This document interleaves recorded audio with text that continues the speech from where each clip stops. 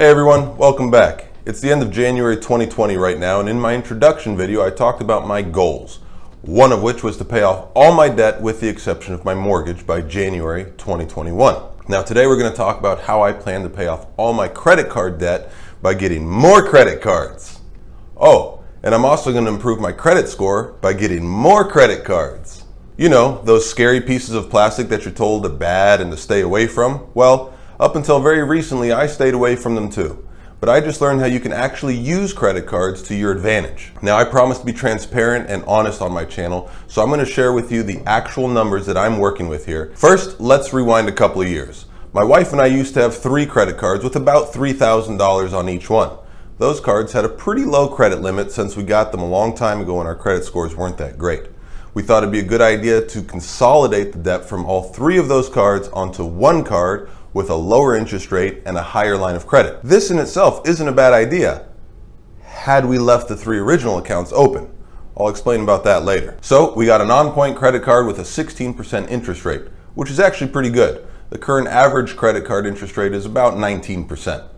And it had a $20,000 limit. We transferred balances from our other cards onto this one. Now that was a couple of years ago, and since then, to be honest, we were just plain irresponsible.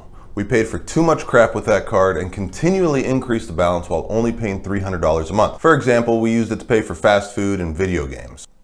So now fast forward to last week and we had a balance of $12,134.92. With a 16% interest rate and paying $300 a month, that meant only $138.20 of that $300 payment was going towards the principal, and $161.80 was just interest. At this rate, it would have taken almost 4.5 years to pay off. So last week I was watching a Graham Stephan video about credit scores and I learned that apparently credit cards aren't bad. Really? But my parents always told me not to spend money I didn't have, and that if I got credit cards, I'd be up to my eyeballs in debt before I knew it. Well, it turns out that the responsible use of credit cards can have many benefits, including the effect it has on your credit score. Now I'm going to talk about credit scores and the absurdly complex and secretive scoring system in another video. But here's what's important as it pertains to credit cards. There are many factors and then even sub-factors regarding credit cards and how they affect your credit score. I'm going to focus on 2 basic ones: utilization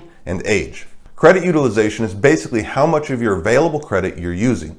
This alone accounts for about 30% of your credit score. So for us, our available credit was $20,000, but we were using $12,134.92 of that $20,000, which put us at 61% credit utilization, which is terrible. Credit utilization is broken down into overall utilization and individual utilization. But we only had that one card, remember? Because we closed the other 3. So it was just bad all around. There was no way I was going to be able to pay off this credit card by January 2021 with a 16% interest rate. So I actually needed to get more credit cards in order to pay off my credit card and to improve my score. So there I was, shopping around for credit cards. I needed one with a 0% introductory rate on balance transfers, and I wanted one with travel benefits because, well, we like to travel. Since we live in the beautiful Pacific Northwest, we decided to get the Alaska Airlines Mileage Plan Visa. The card was offering 0% interest on balance transfers for 12 months, 40,000 bonus miles, and a companion fare when you spend $2,000 in the first 90 days.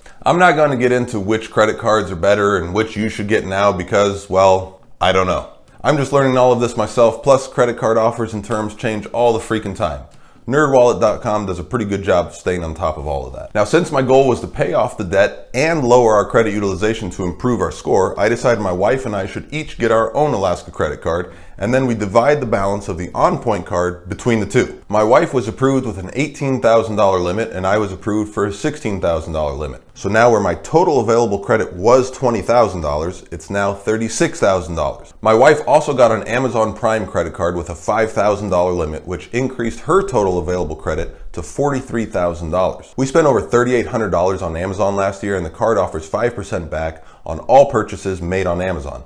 So it was a no-brainer for us. We could increase our total available credit, lower our utilization, and get 5% back on purchases that we'd be making anyways. If we had this last year, we would have received almost $200 for free. So the new numbers look like this. I now have $36,000 total credit. My wife has $43,000 total credit.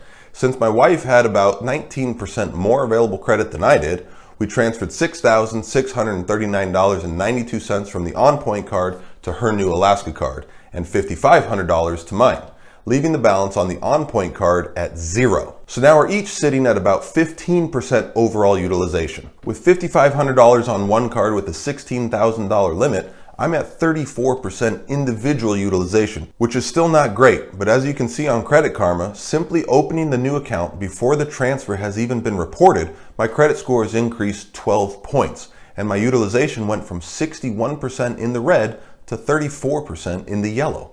Once that balance transfer is reported, I'll be pretty close to the green at only 5 points away. And yes, I know, Credit Karma is not your official score and it's not 100% accurate.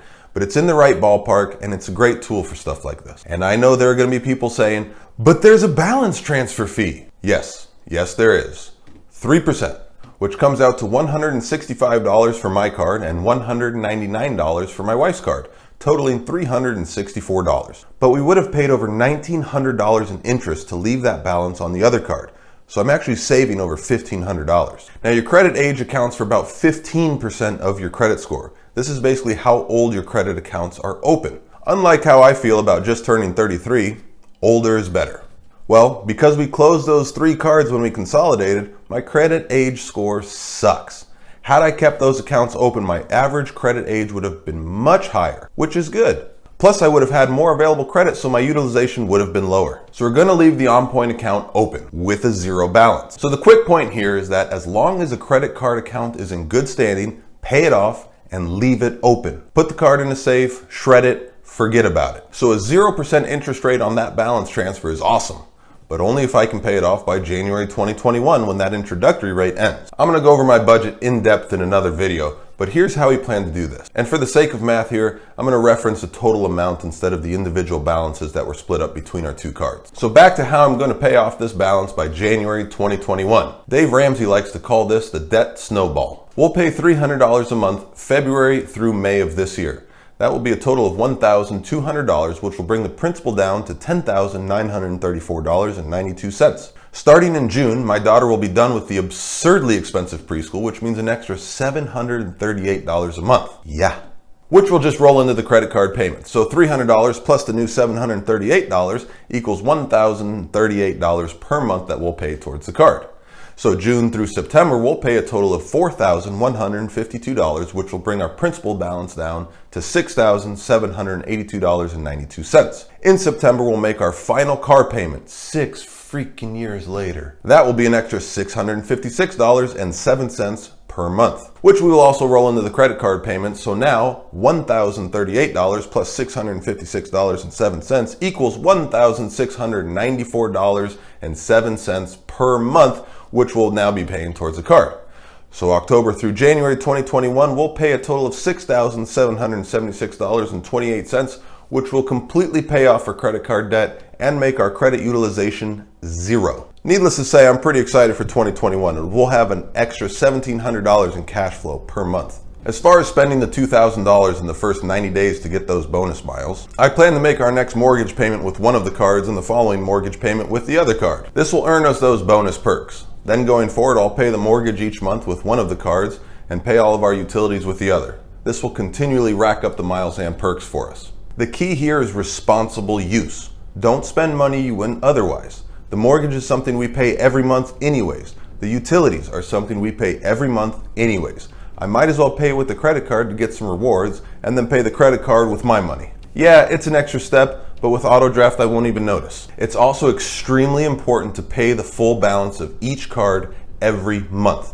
Remember, you don't pay interest on a 0 balance. And if you do this, you'll essentially be getting the rewards for free. Credit card companies make money on the people that carry a balance month to month and have to pay that crazy high interest rate. As for the Amazon card, I'll go over in-depth numbers in my budget video, but suffice it to say that we spend an average of $250 a month on Amazon. I have no idea where that falls on the scale of everyone else, but we buy almost everything on Amazon. Furnace filters, toilet paper, laundry detergent, dishwasher detergent, garbage bags. So again, we need to be responsible and not spend any more than we would anyways. Now, instead of 15 charges to Amazon on my bank statement, I'll see 1 charge to the credit card, and I'll get 5% back. Like I mentioned earlier, we spent just over $3,800 on Amazon last year. If we spend that again this year, which we will, we'll get almost $200 for free. I've learned a ton about credit cards and credit scores in the last few weeks, and I hope you were able to learn something from this video as well. If you have any questions or comments, please leave them below. And if this video was even just a tiny bit helpful or you feel like you got something out of it, I'd greatly appreciate it if you could hit that like button for me. Thanks for watching, and until next time, make it happen.